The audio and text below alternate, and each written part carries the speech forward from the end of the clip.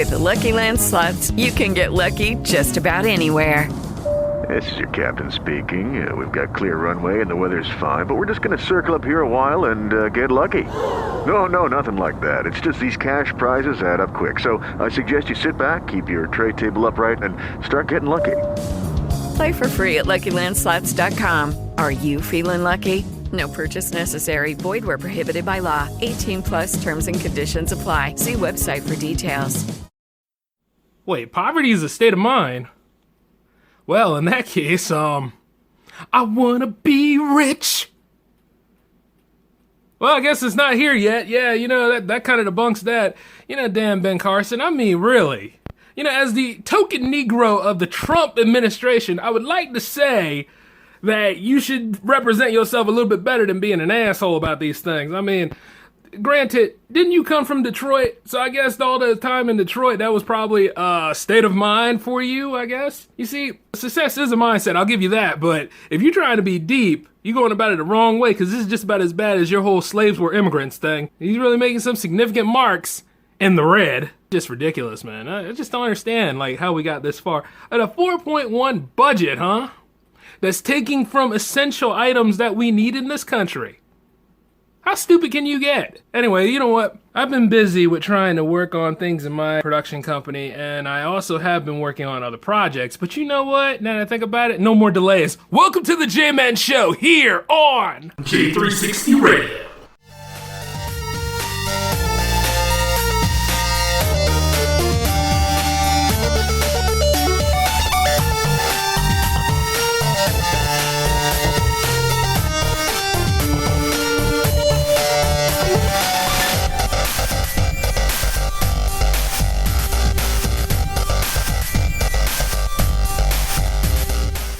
Judy was boring. Hello. Then Judy discovered ChumbaCasino.com. It's my little escape. Now Judy's the life of the party. Oh, baby, mama's bringing home the bacon. Whoa, take it easy, Judy. The Chumba life is for everybody. So go to ChumbaCasino.com and play over 100 casino-style games. Join today and play for free for your chance to redeem some serious prizes.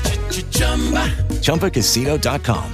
No purchase necessary. Void where prohibited by law. 18 plus terms and conditions apply. See website for details. It's been a while, ladies and gentlemen. I am sorry for all the massive delays that have happened here in the company so far.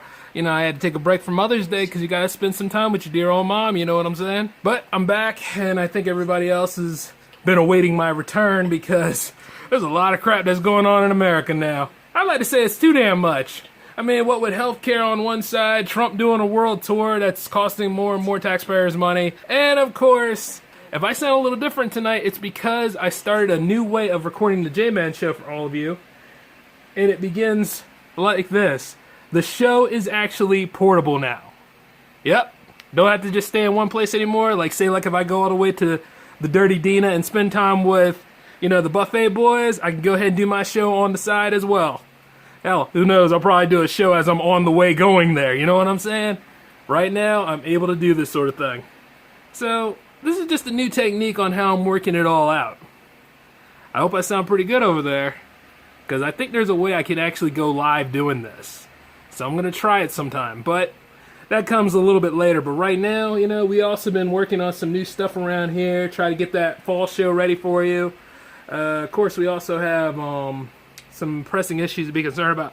The FCC is trying to roll back net neutrality rules. I don't know if I mentioned that last episode, but if I did, it's one thing for all of us to keep an eye on, because you know how the internet is free and open? Outside of the whole internet service provider and all that kind of stuff, but you do know the system itself. Well, once again, the GOP is trying to get more control than it needs. So they're trying to find ways to control that and regulate things. It's all a load of bureaucratic clusterfuck, is what I'm saying. Not mention the Trump budget cuts. $4.1 billion. Can you believe it? How did we get to this point? And you see, it's not even cuts on things that should be cut. It's cut on things that are essential for our livelihood. Because consider this, all walks of life. Not everybody comes and goes through life the same. It's never been that way for as long as we've been here. You see what happens when you go ahead and you think like this businessman, oh yeah, he's a businessman. He's a businessman. Let him run America like a business. Yeah, well, you got what you wanted, didn't you? Because you see, the thing about it is, not only are you getting screwed, I'm getting screwed. Hell, if anything, we're all getting screwed. And guess what? He didn't even buy us dinner first. As a matter of fact, how did we get from grabbing by the pussy, America first, then to, we have actually achieved progress today with Saudi Arabia on hunting down the terrorists? Where did all this come from? See, he's doing too many things at once. And he thinks he's the ideal guy that can get it done. At least there's one thing he actually admitted. He admitted that being president is not an easy job. Well, no shit. And not only that, he's like the oldest president we've had. You know? I'm just saying, you know, when you're 70 years old and you're just now figuring these things out, it just makes me wonder what kind of world you live in to grow into the giant jackass you turned out to be. Excuse my language. Because apparently we can't just trigger people for saying stuff like that about certain people that don't have our back. And I'm sorry, folks, but the realism of all this, Donald Trump does not have your back. And it's sad, but, you know, y'all know this. I mean, even the most delusional person knows this on the inside. They just don't want it to be fact. But it's there. You know, honestly, I would make this a Trump-based episode, but no. You got a whole nother episode for that because it's just too much going on. As the elevation of ignorance grows, because it's not just Trump, it's the people that follow him, the bigger the content gets, so it becomes an episode of its own. Which is why those Black Label episodes get made on there. Now some of y'all are like, Jay, we like it better when it's comedy. Well, forget you then, because that's not what this show is 100% about. Trust me on this. You'll get your comedy, but you're gonna get some truth with it. Now, to keep moving forward, we're gonna go back into movies. I know Alien Covenant came out, and some of y'all either like or love it. I know that it's been financially successful, but I know a lot of you all are sitting out there saying, well, you know, it's better than Prometheus, but still I kind of don't like the way the series is going. You know, because of the, spoiler, origin story that took place in it. And not to mention that things kind of were resolved at the end. I mean, you know, Shaw did rebuild David's body, so you got to give it that. But David went ahead and returned the favor by, well, let's say, testing her survival skills out, even though she didn't win, and managed to use that to create the aliens. When you got things like that going on, it's kind of far-fetched, but it's also believable because of the time gap. He can sort of get away with it because the aliens will probably evolve into the ones that we know and love. Because we all like to bring up the second installment, Aliens, but I don't know, like, it seems like these movies here, they try so hard to reinvent a franchise. Reinventing a franchise is okay, but sometimes you don't really have to go as far as to go to the bare bones to do it. But considering Ridley Scott's work, I mean, I guess he just wants to be that trendsetter and he wants to do that sort of thing, because he's even on record for saying, like, that Alien 5 will probably never be made. And it's like, I would say that it would be made, but I would also say, like, just finish your prequel story and see where we go from here. Eventually, the next movie to take place after Covenant is supposed to be the one that ties into the actual 1977 Alien movie. So hopefully there's something there that's actually going to be even, but considering that Ridley Scott is at the helm of it and everybody wants to be innovative, it won't be a linear pattern. It's going to be something that he's going to play with for a while, and then we're going to get the story we're going to get. It's kind of like a process with him. Now, in doing so, it made me go back and take a look at some of the other movies that was involved in the series, all the way up to AVP. Now, I know a lot of y'all don't like the Alien and Predator crossovers, but, you know, in comics, they're great. In the video games, they're awesome. But in the movies, the movies had potential to be amazing in their own right. That first one was decent. Not the best and not what I originally had planned, you know, with Aliens and Predators going all out. You know the human race is going to be involved in there somewhere. It would have been nice if it was Colonial Marines involved, but the closest thing we got to that was another Weyland-Yutani expedition. That was the closest thing we got, and even then, you know, the grunts did die in that. I mean, they took the Predators' guns, for goodness sakes. Like, story-wise, when you have a versus movie, the story-wise is not really all that important, unless it's for some that are into screenwriting and they see where the story doesn't make any sense. But you see, the price of admission alone is the fact that we're seeing two of the greatest creatures in the galaxy, before the Guardians came into our lives, duking it out in an all-out battle. And the thing is, it kind of retconned a few things, because that just goes to show that in the original series of Aliens, they tried so hard to keep the aliens from coming to Earth, but the aliens are on Earth in a pyramid. That's why you just gotta look at it with a grain of salt. Just be like, you know what? Whatever. This is a crossover movie. It doesn't matter. And then you see, like, it's actually a part of a training exercise for newbie hunters. So all the Predators were novice, and they would earn their guns so they can battle against the creatures. And I would have liked it to see like how all 3 young predators that went in there would use their guns to battle against the aliens, but we only got to see the one do it. Even then, he got the face hugger, impregnated him, and then chest burster, and you saw the pred alien, which was a good premise to go on to segue into the sequel, but since I can never redeem that sequel, because every time I look at it, I dislike it, so we're just going to skip that. But at least the first one, if you've never seen it and you heard all the bad word of mouth regarding Alien versus Predator, the thing about it is when you look at Predator 2, you see that xenomorph skull in there and you're like, that's an alien head. Hell, I would like to see this movie get made. And believe me, I still would too, but we got what we got, and it seems like nobody's going to take advantage of rematching them, at least until like the Predator reboot comes into play. And if that ever comes, which it is, in 2018, hopefully we can get them to say, all right, yeah, maybe we can cross them over again. Maybe people don't care about Alien versus Predator Requiem.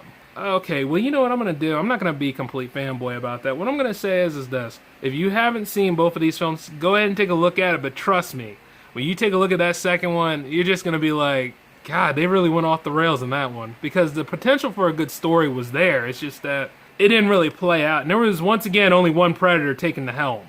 It would have been nice if a group of Predators came down and went to war.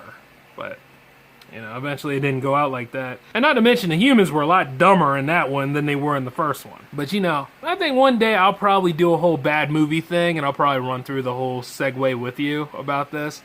But you see, let's stick to the main goal about the Aliens franchise, though. You see, if I could take a look at a hierarchy of these things, I would say Prometheus, as it was more of an engineer story, it was okay. Because there's a lot of ground to cover before the first Alien movie. And then you got Alien Covenant there, which, carries the torch from Prometheus. Should make a lot of sense and should pay off all the endurance we all had to go through to get through that. Even though the story was pretty bloated in Alien Covenant, but you see, the thing about it is, the story has to be told like this. There's another way to do it, but then people would complain it's too linear.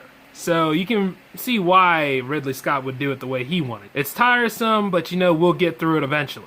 And it's not like his other movies don't show this sort of thing. You see what I'm saying? It depends on what cut of his movies that you see, because the same could be said for Legend, Blade Runner. Moving on though, it's just things like this that just happen. And you're like sitting there and you're like, okay, that's a little weird, because see, we're not used to it. A long time ago, the aliens didn't have an origin story. They were just on a crashed, derelict ship, and you saw the egg open up, and then this monster comes out and busts through John Hurt's helmet, leading to an instant where you see this arachnoid on top of his face, and you're like, what the hell is this? And it's creepy because the arachnoid is dead, and you see John Hurt sitting at the table eating and having a good time, and everybody's enjoying themselves, but then all of a sudden, issues start to happen, palpitations, convulsions, and then finally, crack!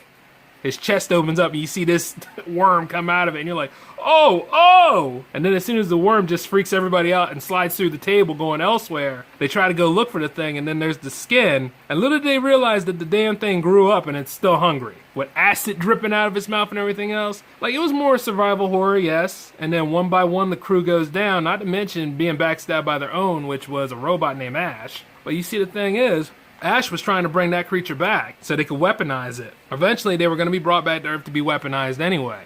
But little did you realize that it was somebody that was a part of the whole Weyland Corporation that was engineering the thing anyway. So it's interesting how this all turns out. That if you work for the Weyland-Yutani Corporation, eventually you will get screwed over and you're going to die. Because they want them xenomorphs to come right back to Earth to be used as weapons. And little did they realize throughout every single movie that was made in this series, they cannot control these things. I mean, the only time they even came close was in Alien Resurrection, and depending on whether you like that film or not, even then they were smart enough to break out and cause hell on that space station. Even with Dan Hedaya and the military grunts on there, they couldn't hold their own against those xenomorphs. And not only that, they were so intertwined human DNA because they cloned Ripley that, she was practically more of an alien and they were practically more human in some ways. Not human to be friendly, I mean the evils of human nature. Like, now they can really kill you with your own technique. What's really messed up about the whole thing, they knew this. Like, they even had a group bring in people as hosts because they were like, yeah, you know what? We finally got a queen alien, and that queen alien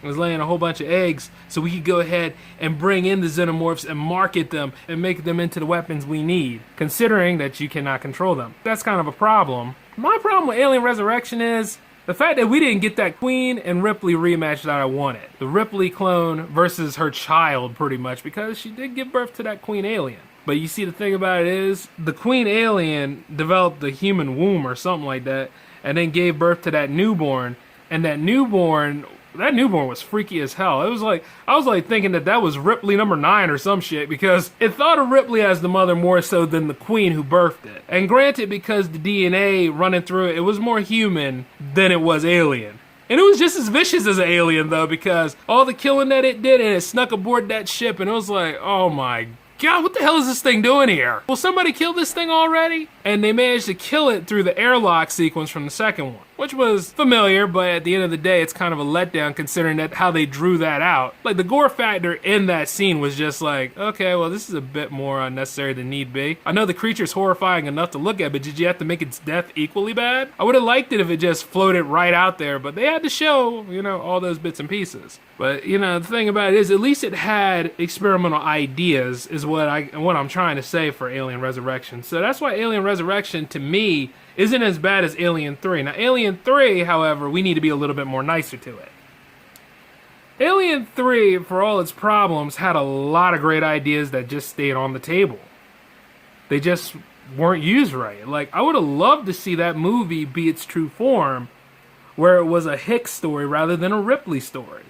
If Ripley came in at the last few minutes, that would be fine because it would tie into Alien 4, which eventually became Alien Resurrection. But at least with Alien 3, who's to say that Hicks wouldn't be on that prison planet? Or who's to say that they all didn't crash on the prison planet and had to find ways to survive at an environment that's really not meant to be survived on? You know what I'm saying? They had no weaponry and everything else.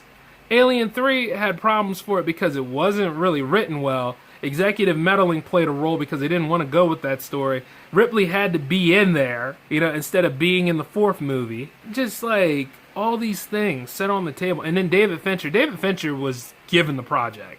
After a career of doing music videos, it's not bad to move up, but when you move up, so does your load.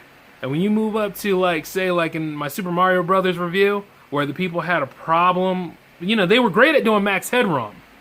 But you see, doing a feature is not the same as doing a television series. As soon as you go to features, your workload is a lot heavier. It's a whole different beast. It'll always be a different beast, no matter how similar we try to make it. So the best thing is that, you can only hope for the best that you present a good show. And see, David Fincher also took time to rewrite the story. And he's long since disowned this film, but the thing is that, his story doctoring isn't as bad as if he would have took notes from certain areas of the story and not get rid of them, but try to make a cohesive story. Because there was a point where they were filming Alien 3 without a script. Like, every day was new for them. When you're filming day by day and there's no script and there's no organization whatsoever, your crew and your cast are going to be hostile. If your crew is not hostile first because of conditions, your cast damn sure will be. That's something you gotta keep in mind. So, you want to try to have some organization in plan and at least have some shot lists together. But, that's technical. We're not going to worry about that right now. What we're going to think about is this. They tried so hard with this one to do what appeared to be a rehash of the first one. Only this time there's more people involved. The aesthetics of the film have developed well, but the thing is that, she's on a planet with no weaponry. They had to figure out a way to destroy this alien. And there's only one alien again. It's not like a whole nest of them this time. It does have the creep factor in some areas, but then there's times where the story is just, you've seen it before. Is what I'm saying. It's repetitive. It's Ripley having to survive, this time working with prisoners that are on their side, because while they didn't like Ripley being there and some of them tried to gangbang her, they're on the chopping block too because that damn alien doesn't care. It's gonna give them an equal opportunity ass kicking. But eventually they found a way to do it by trapping it in the boiler room. And then eventually, Bishop Whalen, they managed to find her, to take her back in a way. But they also revealed their plans of taking the alien that's in her stomach and using that as a way of engineering the weaponry, because the Weyland-Yutani Corporation has a one-track mind. No matter how many damn sequels it shows, and no matter how many times that showing that these aliens will kill whomever they come into contact with, it'll always be this way. They see nothing but profit. They don't see lives, they see profit. And it's been like that regarding corporations, especially in movies. The whole subplot with Ripley being pregnant with an alien, that was kind of cool. Because, there was an egg on the ship in the beginning where they all locked themselves down into. The thing is, like, Newt and everybody else was killed off, due to re-entry, but Ripley was somehow able to survive because she's Ripley, and that's plot armor.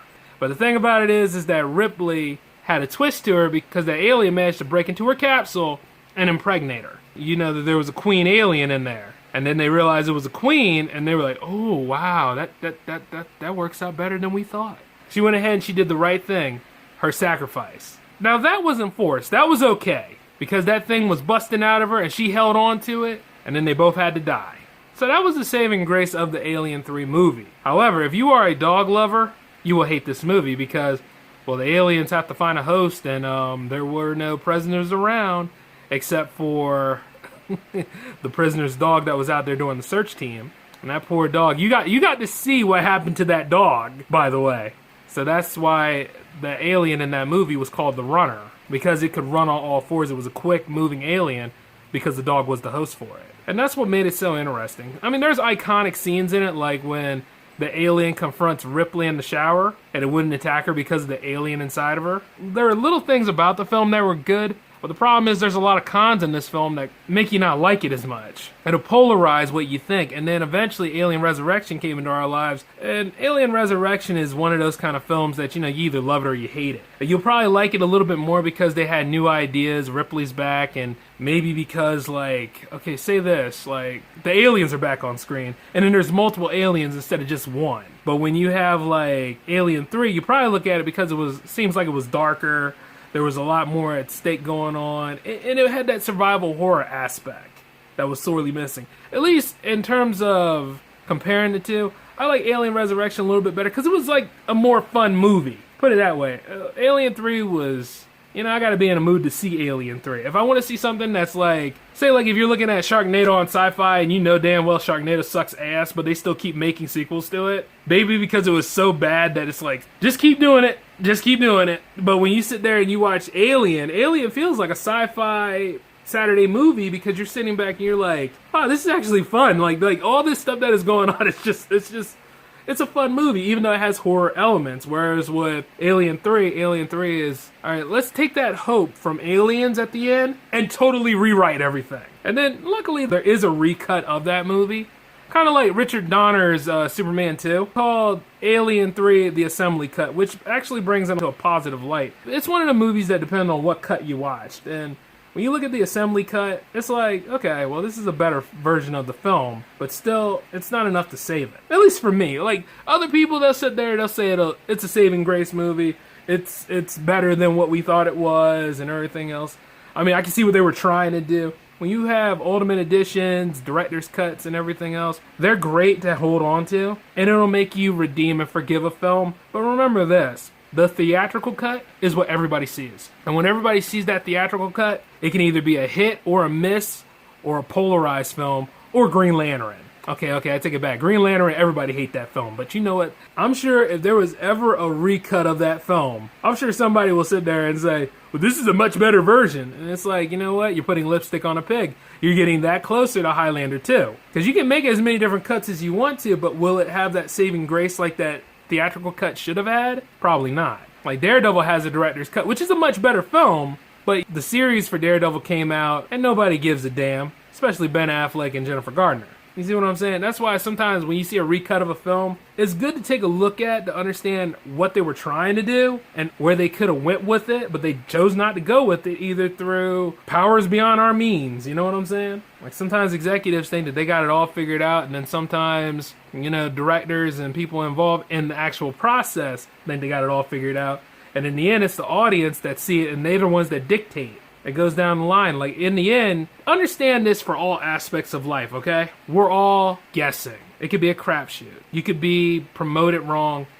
You could be a lot of different things to kill your movie. And then this film was riding so high off the coattails of Aliens, you forget that Aliens was just so good, it's a tough act to follow and hope that you can be a success. So at least with Alien 3, you can see that they tried with it. But whether it's a good or bad movie depends entirely on your perspective of it, and then what version you saw. Whether you realize that, hey, maybe this third installment should be where they tried new ideas. Maybe it should have been a different person's story. But there's times where that can fail too, because if you look over at the Halloween series, where like the first two were about Michael Myers, this third one was about that mask company. And that third one, you know, to me, it had problems, but the third one to me, it had problems, but it was fine for me, because it was a creepy mask factory. And even then, the bad guys won at the end. If they made it so like the bad guys won at the end of Alien 3, it would get you so amped up for Aliens 4, because you're like, gee, this story has to be resolved. And you would kind of want that. Sometimes having the bad guy wins can actually make your franchise fresh. Like, say like, if they were going to do this Venom movie, okay, and they got Tom Hardy to play as Venom. Look, you can cast whoever you want to cast, okay? I'm not hating. I actually think that's good casting. But you see, the thing about it is, Venom with no Spider-Man in it just isn't Venom to me. You know, I like Venom's solo stories to a point, but I also realize why the character exists. And I also realize why he's more of Spider-Man's worst enemy than Carnage is. Carnage is everybody's worst enemy, let's be real, but Venom, there's a special hatred, you know, there for him and Spidey. You see what I'm saying? But, you know, it's just like, I don't even know what the damn story of this movie is, let alone getting exciting about casting. It's kind of like in Amazing Spider-Man 2 when they had all these nods to different characters taking place in the Spider-Verse, and it's like, okay, we get it, that's Felicia Hardy, who will play the Black Cat, and, you know, they had Felicity Jones there locked in to play that character. And I still would like to see that kind of movie happen, but if Spidey's not there, I could care less who she's going against. I mean, who is she fighting against? Silver Sable or somebody like that? I mean, let's be real. Like, what's the story? Why would I want to go see this movie? Because I remember seeing a movie dealing with a cat-based persona of someone, and it didn't go so well. And you know, the thing about Halle Berry is, she's a good actress, but the thing about it is that movie didn't sell anything to any Catwoman fans. It was a Catwoman movie in name only. And I'd hate to see any of these supporting Spider-Man characters get the same treatment, but once again, you know, when you know who's in charge and all they see is dollar signs, it's just nonsense after a while. You'll see that this is a cash cow, and you'll see that the movie doesn't even hold strings, and that's what kind of kills movies. That's why a lot of people hate modern filmmaking these days. Yeah, special subsect. I mean, when you are a director and a producer, you're gonna see these kind of people. I don't care who you are. Any of you out there that even do a movie blogging and stuff, you know who your viewers are. You know who your readers are. And they're the ones that see these movies. So that's how it goes down. But shit doesn't make any sense because you sitting there like, wait, what? Really? That's what this character is about? Hey, but don't worry about it though. We casted Tom Hardy. You understand? We took that step forward. We got Tom Hardy cast in to play as Venom. Oh, okay, so what's Venom gonna do in the movie? Well, it's Tom Hardy playing as Venom, you know what I mean? Yeah, don't worry about the story. I mean, because it's Tom Hardy dressed up in the Venom symbiote, and he's gonna kick all sorts of ass. Yeah, well, what's the story? Who's he fighting against? Well, you know, it's Tom Hardy playing as Venom, you know? See what I'm saying? That's why I'm not excited. But you see, that I'm also a screenwriter, so that's why I'm like, okay. Because I know, like, even, and you're probably going to say, Jay, now even if they wrote a good story, or even if they wrote a script, chances are it's not going to be in the actual film. Well, no shit, I know that, but look, the point is this. I want some substance with this character. If you're going to go ahead and produce a Venom in-name only movie, to which they, depending on who you talk to, they already did because of Spider-Man 3. But the thing is that if you're going to do a Venom in-name only movie, I would like to know exactly what kind of take are you taking it on. Is it going to be an Agent Venom movie? I mean, because, you know, Flash Thompson as Agent Venom had to go through a lot of stuff. And that's totally okay. You know, I don't mind that. But it's like, you know, when you're trying so hard to keep up with certain things, and they are trying, allegedly, to pull Spider-Man back into the Spider-Verse, instead of leaving him in the MCU, which any smart person would do. It's just a sign of how ignorant that our society is, and whoever's in charge of these things. It's enough to insult you. But you see, that's my take on the Venom movie, or any movie out here where if you're gonna show casting first, that's great. I am happy for you. I mean, the DCEU could do the same thing for whoever's playing Nightwing. I mean, they have done it for like whoever's playing this character and that character. Dwayne The Rock Johnson's going to be playing as Black Adam. I mean, great. Brilliant even. But if I don't know what the plot of this movie is, and I know how movies can get shelved anytime based on either the performance of the last movie that was made or based on the fact that they lose interest, which can sometimes one leads to the other, I'm not getting my hopes up. You see what I'm saying? Now, considering how Fox wants to churn out every X-Men movie they can, which, by the way, Fox, please give the Fantastic Four rights back to Marvel. Holding them hostage is not going to help you feel bitter about the distribution deals of the Star Wars movies. Let it go. You're fine now. And you already got one superhero cash cow. You don't need another one. Actually, you got two of them, to be honest. No, you got more than that, actually, because you got the X-Men franchise, and you are spinning Deadpool off into its own universe, pretty much. Yeah, you got certain other characters over there. Now I think about it, yeah, the Fantastic Four don't mean anything to you. And I know Simon Kinberg is probably going to be like, well, we have a good idea for a Fantastic Four movie. Okay, well, once again, what is it about? Well, they're going to be fighting Mole Man. Yeah, but you're still going to tie in Doom somewhere, right? I mean, there's going to be something there, either with his mask imprint or Latveria, or it's going to be like Dr. Doom gave the Mole Man the means to do all these things. You know, because they like to keep certain people in the shadows and stuff, and then you see that tie, and you're like, oh my god, sequel coming! Because that's what it is. No, we don't have time for that.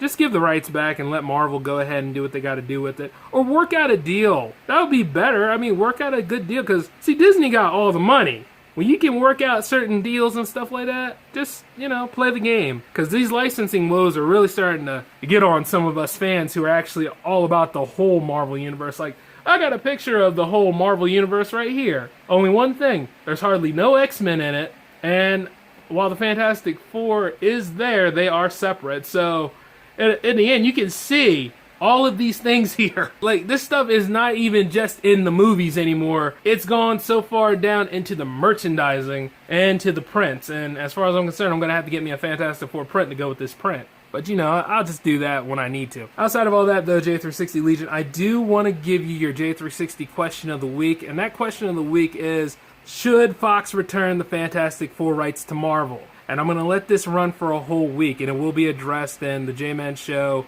27. Because 26, we got a lot of work to do. I want to thank all of you for tuning in and listening to me ramble for a while. I know it's been a minute, but hey, I'm making up for it using this double special. And keep in mind, that double special means that we're coming back on Friday with 26. If you like the portable process of this show, please let me know in the comments below, or let me know via Twitter, alright?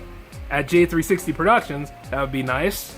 And speaking of which, for those of you out there who have a podcast, and you would like to, you know, unite with us sometime, well, check out our Facebook page at facebook.com/J360 Productions. Send a follow or something, or send a message out, and we'll go ahead and we'll connect with you all, because, hell, we're all in this together. So, outside of that, though, this is Jay, signing off. See ya.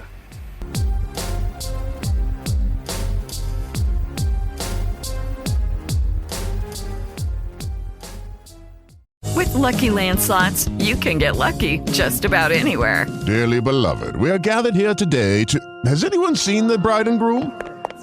Sorry, we're here. We were getting lucky in the limo and we lost track of time. No, Lucky Land Casino, with cash prizes that add up quicker than a guest registry. In that case, I pronounce you lucky. Play for free at LuckyLandSlots.com. Daily bonuses are waiting. No purchase necessary. Void where prohibited by law. 18+. Terms and conditions apply. See website for details.